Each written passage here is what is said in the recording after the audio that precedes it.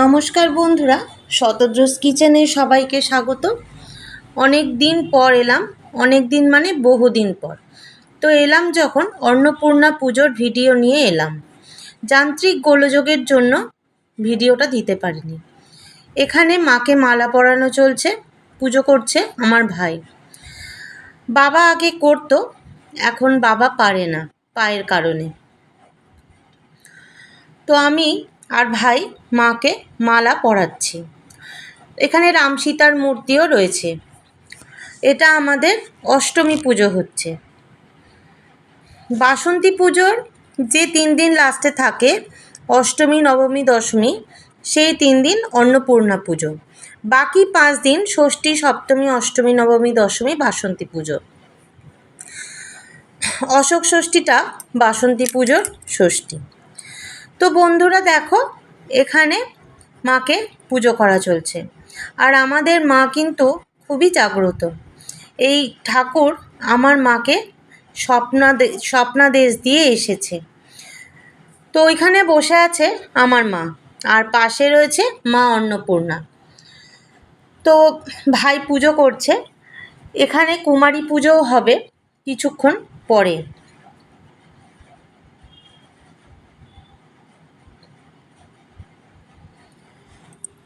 এবারে আমাদের কুমারীটা একদম ছোট্ট, একদম 3 বছরের বাচ্চা।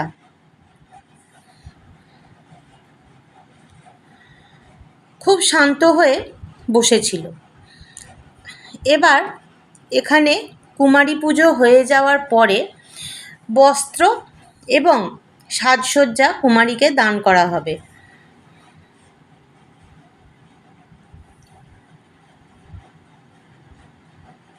এখানে কুমারীকে বস্ত্র এবং সাজসজ্জা দান করা হচ্ছে। ওকে দিয়ে, যেহেতু ও খুব ছোট বা কুমারী পুজোর সময় সে ধরতে পারবে না, তাই তার বাবা মাকে দিয়ে দেওয়া হচ্ছে। এইটা হচ্ছে কুমারী পুজোর আরতি।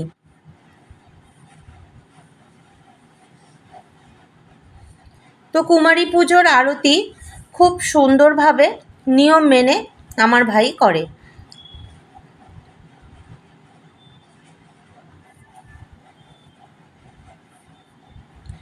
দেখো তোমরা, কুমারী পুজোর আরতিটা খুব সুন্দর করে হচ্ছে কিন্তু।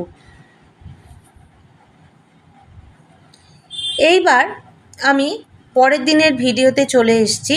এটা হচ্ছে রামনবমীর পুজো। এখানেও রামনবমীর পুজোতে আরতি হচ্ছে। পুজো হয়েছে, তারপর আরতিটা হচ্ছে। সকালবেলা পুজোর ভিডিওটা তুলতে সময় পাইনি, সেই জন্যে আরতিটা থেকে তুলেছি।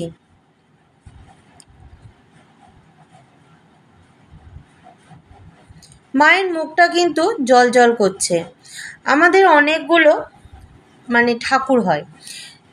মা অন্নপূর্ণা, তারপরে হচ্ছে বাবা ভোলানাথ, তারপরে হচ্ছে ধনকুবের, তারপর এদিকে রাম সীতা।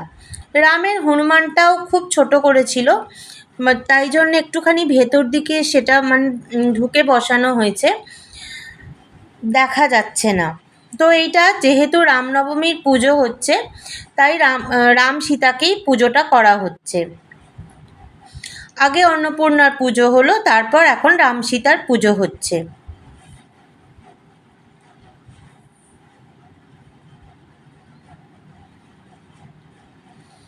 এখন রাম সীতাকে মালা পরানো হচ্ছে।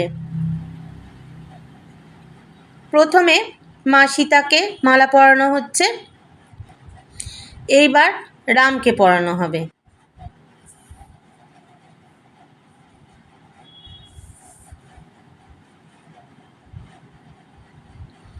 তোমাদের এই পুজোটা কেমন লাগছে আমাকে কিন্তু অবশ্যই কমেন্ট করে জানিও।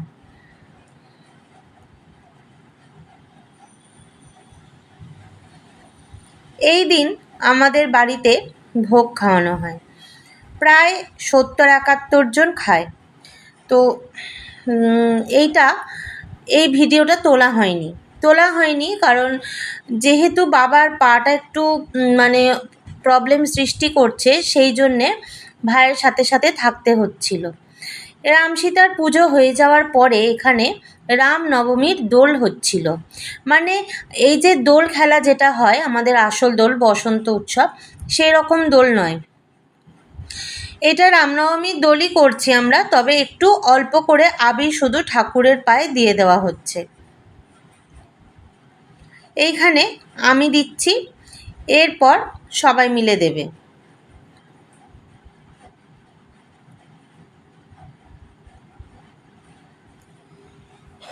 আমাদের এই পুজোতে ভীষণ আনন্দ হয়, এই দুটো দিন আমরা খুব আনন্দ করি। এবার আমি এসছি বরণের পালায়, মানে মায়ের বিদায়ের পালা। ভীষণ মন খারাপ, বরণ করছি আমি, আমার মা আমাকেই বলে বরণ করতে। যেহেতু আমি বাড়ির মেয়ে এবং আমি একটাই মেয়ে, আমার একটাই ভাই, তো সেই জন্যে আমি মানে বরণটা আমিই করি প্রত্যেক বছর বিয়ের পর থেকে। তো আমি বরণ করছি, মায়ের যাওয়ার সময় হয়ে যাচ্ছে, তো মনটা ভীষণ খারাপ নিয়েই মাকে বরণ করছি, মাকে বিদায় জানাচ্ছি। মা যেন আবার আসে, প্রত্যেকবার বারবার যেন মা আমাদের বাড়িতে আসে, এটাই মায়ের কাছে আমার চাওয়া। আর আমাদের যত ভুল ত্রুটি সব যেন মা ক্ষমা করে দেয়। তোমাদের যদি ভিডিওটা ভালো লাগে তাহলে অবশ্যই একটা লাইক করো, কমেন্ট করো, সাবস্ক্রাইব করো, আর যদি ভালো লাগে অবশ্যই ভালো ভালো কমেন্ট করো। কোনো বাজে মন্তব্য করো না বন্ধুরা। আজকের মতো এইটুকু, দেখা হচ্ছে পরের ভিডিওয়ে নতুন কোনো ভিডিও নিয়ে। নমস্কার।